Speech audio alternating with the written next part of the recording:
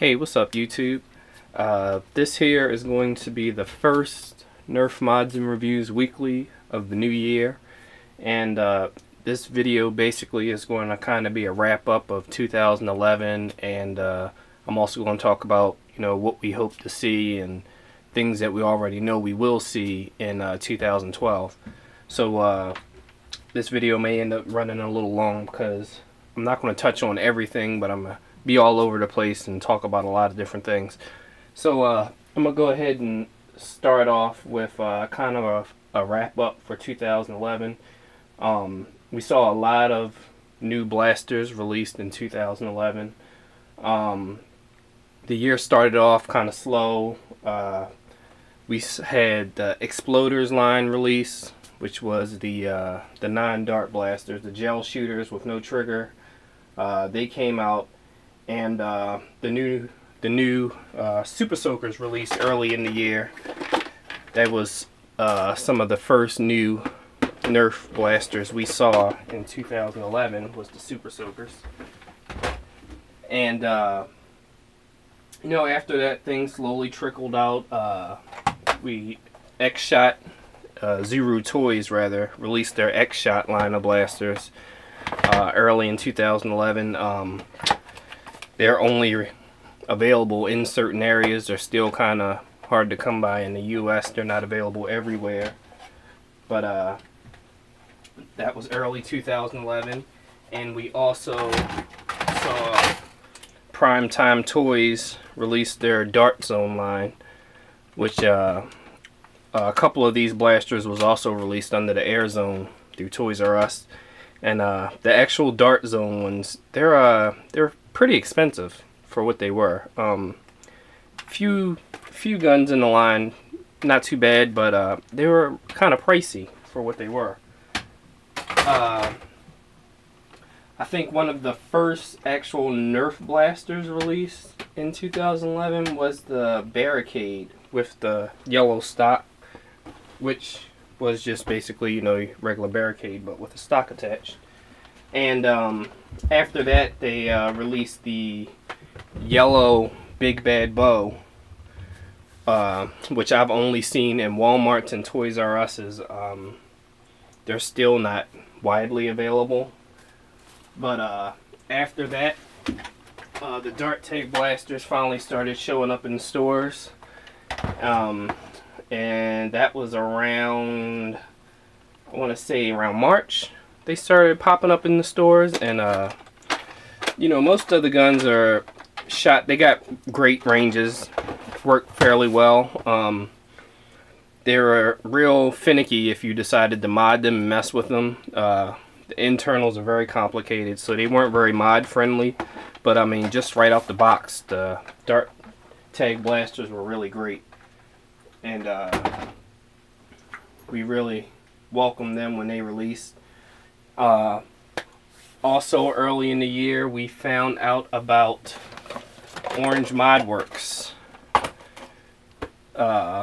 They announced that they were showing up on the scene, and they were going to be making performance parts for our Nerf blasters.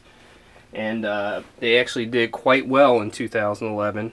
And I know we'll all be waiting to see what they'll have for us this year in 2012. Early on in the year, we found out about the Nerf Vortex line that was going to be releasing at the end of the year. And another Nerf blaster we seen was the Whiteout series, released in certain countries. But the US, they didn't release till later in the year, actually. Let's see here. I'm a little unorganized. The Rotator X8 was one of the few new blasters from the Total Extreme Air line. Fairly decent pistol. It was kind of neat. And it also released later in the year in a clear version. Right here, the Clear X series. But let's see what else we had. The Max Force came out this year. That was the little spitball shooters. Really cool looking guns. Again, no trigger, unfortunately. In 2011, we saw a lot of Nerf clones show up, like the Raging Fire, which was a complete barricade knockoff. And there was quite a few of these type of blasters. They're made out of a real cheap, flimsy plastic. They're not made as well as actual Nerf blasters. But they actually did perform fairly decent for what they were. Just not as good quality, of course. And let's see what else we had. Around mid-year, around July or so, we started seeing some new Busby blasters show up, like the over-under style double shot. I got this back, or I believe it was around July when I got my hands on this. Very cool design. Blaster actually didn't perform very well though. It's kind of crappy, unfortunately. That was a little disappointing. Moving along, around, let's say about August, some of the Nitron, the Vortex blasters, the Nerf Nitron, started popping up on websites and was available for people to get a hold of. I did a review of it back in August. The Gear Up blasters started to release to help prep people for the Vortex guns. The Gear Up series, which blaster? It was the Barricade, the Raider, Recon, and Maverick was part of the Gear Up series. Unfortunately, the Recon was not released in the US. Not sure why. It was definitely part of the line, but the Recon didn't come out in the US for whatever reason, and they were kind of hard to get in the States unless you happen to know somebody in one of the countries that did get them. What else? As far as Nerf, we got the 2-pack Scouts, which was a Kmart exclusive. They were about 20 bucks. They came out. That was kind of cool because it was the first time you could get Scouts, you know, by themselves without getting them in the pack with the Titan. Before that, actually, they were also part of a dart tag set. You could get, like, it was a blue or green Scout. But this was the first time they were by themselves and sold. And shortly after that, the Whiteout series did show up in the US, and that consisted of the Maverick, the Deploy, the Nightfinder, and Long Strike, and Whiteout. And the Whiteout series were excellent repaints. They actually performed very well for some reason. Personally, I think Nerf really overdid it with the repaints in 2011. We saw just tons and tons of blasters repainted. I mean, the Maverick was done with, not the Maverick, the Barricade was done 3 times, because you had the Sonic series Barricade released in 2011. You had the Bumblebee Barricade, that was a Comic-Con exclusive, and you had the Optimus Prime one that was also a Comic-Con exclusive. But that's 3 different Barricades released in the same year.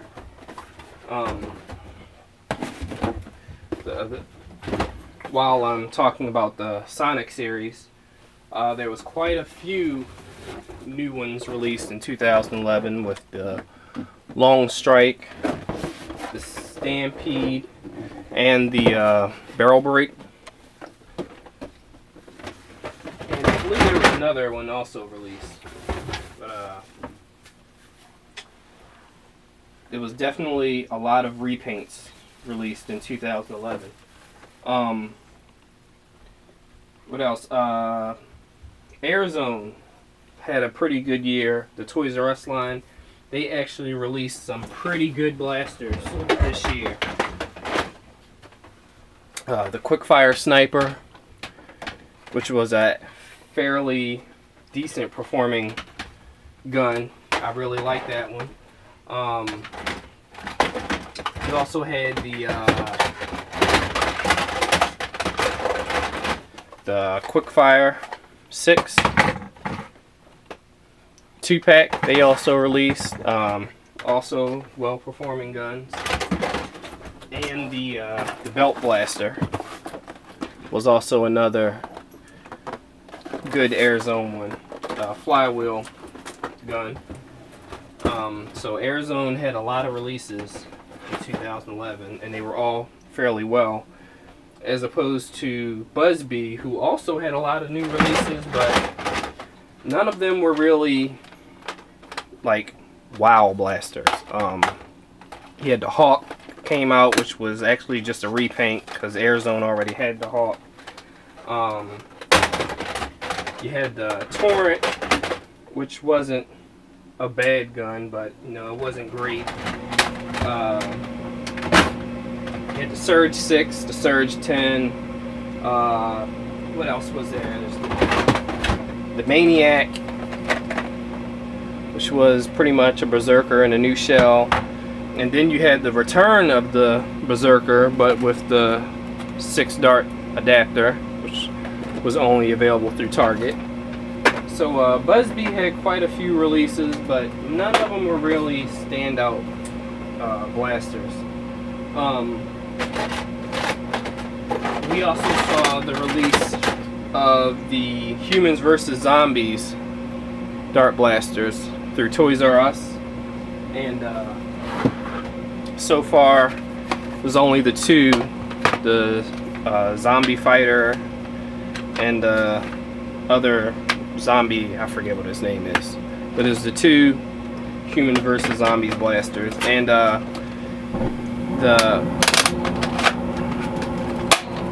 Quad Shooter is actually a very good blaster. It shoots a lot better than the original, the X-Shot one. I guess they made a few internal changes, and the blaster was actually able to shoot 3 darts at one time, and they actually left the barrels. So, well, what else we had? Of course, the Vortex blasters did finally release, and they were pretty popular. What was it? September 10th they released, the official release, and while the Praxis was pretty much a favorite of most people, which I liked it, but I just wasn't really all that impressed with the Vortex line. And but yeah, that was Nerf's big release for 2011, was the Vortex line. And you know, like I said, I wasn't all that wild with them, but they are pretty good, decent, but they get great ranges, so that was the real selling point for those. It was hard to find you know, a blaster that got ranges like those right off the box. Another different blaster release was the Vapor blasters, which was another little gel shooter. Difference was this one had a trigger, which the Exploders didn't, but this gun was pretty much crap, really. Wasn't even worth looking at. What else? There was some small surprise blasters released, like the Briefcase Blaster, the Spynet. That was kind of cool. Got fairly decent ranges for, you know, a stock gun. We finally got the release of the 18 dart drum by itself with darts, and of course it was only available through Target, and it was about $10, and a lot of people was excited about that. What else was in 2011? Nerf released a bunch of electronic items like cameras, MP3 players, flash drives, things like that. Unfortunately, they weren't compatible with the Nerf guns, which sucked, but and really the items aren't all that great. But I think probably the biggest surprise for 2011 was the Jolt. Small little blaster with excellent ranges. It's hard to believe how great they perform, really, to be so small and inexpensive. That was really the last new release for 2011, even though Ravens did start showing up in 2011. It's actually a 2012 blaster, because Hasbro has just officially announced them, and the official release date is 3/3/2012. So March 3rd, 2012 is the official shelf date for the Lumitron and the Rayven, and they're part of the new lighted up series because they have the Firefly Tech glowing ammo. The Lumitron, for those who haven't seen it yet, I'll put a picture at the end, but it's basically just a Praxis with a really bright paint job, and it comes with a clip that will you know, shoot glowing discs, and you will be able to buy the discs and the darts refill packs in the stores. Actually, they've actually started showing up already in some stores. Also for 2012, there will be the new Dart Tag Speedstorm, which I've already reviewed. Pretty good blaster. Unfortunately, it's very slow to fire, but it gets great ranges. Modders have already found ways to speed it up by upping the voltage, make it shoot faster and further. But it's a good gun. It's just slow. Other things for 2012 include new refill packs for the Vortex line. There's a 20 pack and a 40 pack that's going to be available. It's actually showing up in some stores already. They're priced $15 and $20 for those. And like I said, there's also going to be the refill packs of the new glowing ammo. And Orange Modworks will be releasing more of their massacre kits in 2012. We'll finally see the Longshot kits arrive. And also there's a new company out, Random Hat, who is making accessories for Nerf blasters, and they have some cool looking disc holder and clip holder attachments that actually attach to the tactical rails on your Nerf blasters. And hopefully we'll see more of them in 2012. So actually that's all I've got for this video. Like I said, this was more of a wrap up for 2011. It was a great year for Nerf. I really want to thank all the viewers and subscribers. Thanks for watching. I know I didn't do much modding in 2011 because kind of getting away from the modding, because I basically really just don't have the time for it. But I have been making time for the reviews. Been doing a lot of reviews, and thanks to everybody who send me tips on finding things, the people who send me pictures, and